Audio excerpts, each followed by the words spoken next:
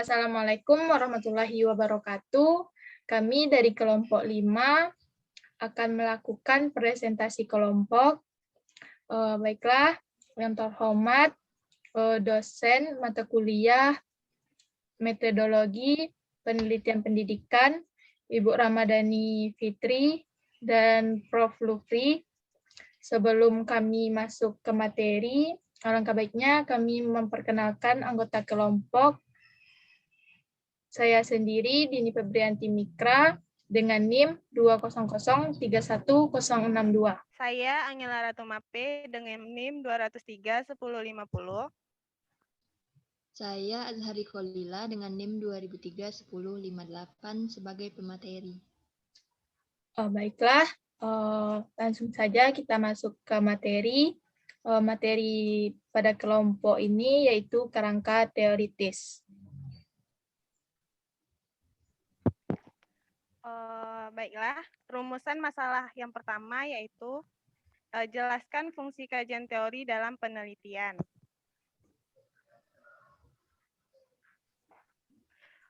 Solusinya adalah dipandang dari sudut ilmiah, dalam suatu penelitian sangat perlu adanya dasar-dasar teori dan konsep.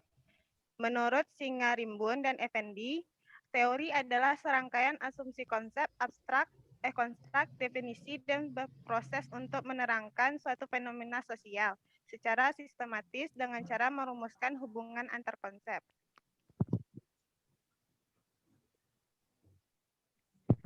Solusinya yang selanjutnya adalah menurut Konjoningrad, kerangka teoritis membantu si peneliti dalam penentuan tujuan dan arah penelitiannya.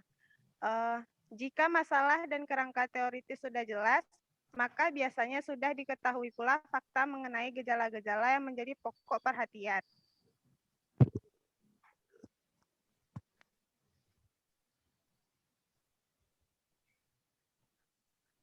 Masalah yang kedua yaitu buatlah macam-macam sumber yang kajian teori. Solusinya yaitu sumber yang dapat digunakan dalam menyusun kajian teori adalah autobiografi, tesis, buku online atau e-book, jurnal, artikel, dan dapat juga melalui hasil wawancara.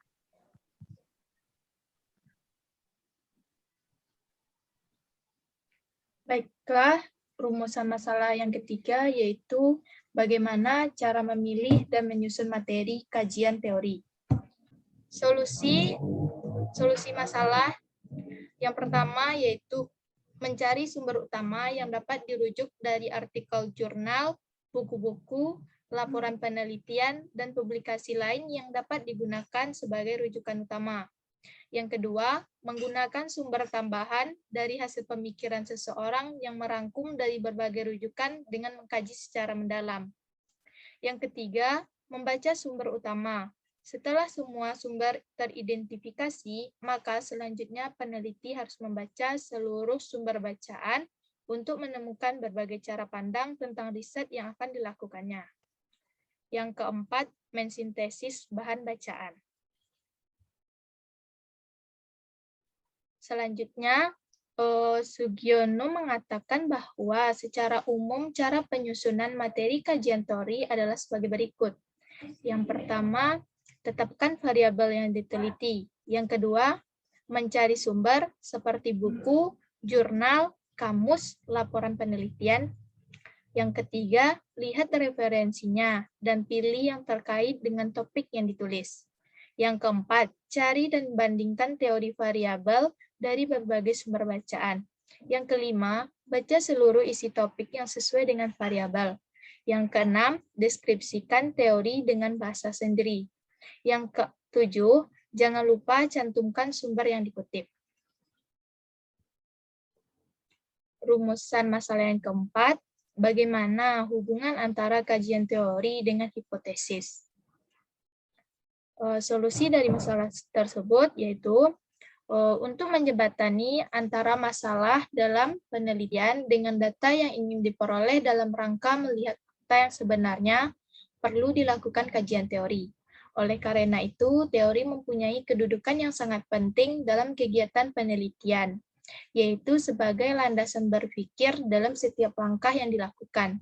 Sedangkan untuk menjelaskan makna dan maksud dari kata-kata yang ada dalam teori-teori yang dipakai itu, perlu adanya kerangka konsep yang lengkap dan menjelaskan hubungan di antara variabel-variabel yang diteliti. Berdasarkan kajian teori yang diperjelas dengan kerangka konseptual itulah, akan diperoleh jawaban teoritis yang bersifat sementara dari permasalahan yang diteliti, yang dituangkan dalam bentuk hipotesis. Hipotesis merupakan dugaan sementara yang belum terbukti dalam penelitian. Hipotesis dapat menyebabkan adanya teori, sedangkan teori dapat dirumuskan melalui hipotesis.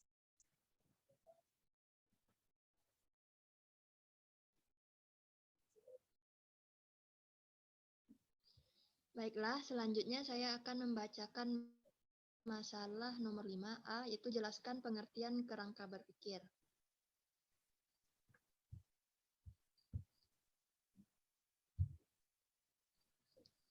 Solusinya yaitu kerangka berpikir adalah perpaduan antara asumsi-asumsi teoritis dan asumsi-asumsi logika dalam menjelaskan atau memunculkan variabel-variabel yang diteliti serta bagaimana kaitan di antara variabel-variabel tersebut. Ketika dihadapkan pada kepentingan untuk mengungkapkan fenomena atau masalah yang diteliti. Ada 3 kerangka berpikir yang digunakan, yaitu kerangka teoritis,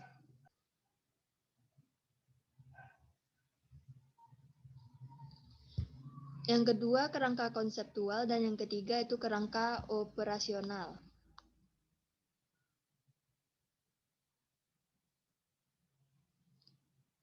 Masalah yang 5B yaitu buatlah sebuah contoh cara pembuatan kerangka berpikir dari sebuah judul penelitian.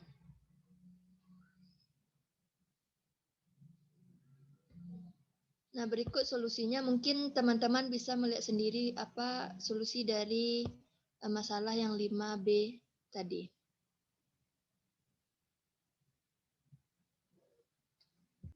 Baiklah, sekian presentasi dari kelompok kami. Apabila ada salah dan kurang, kami mohon maaf.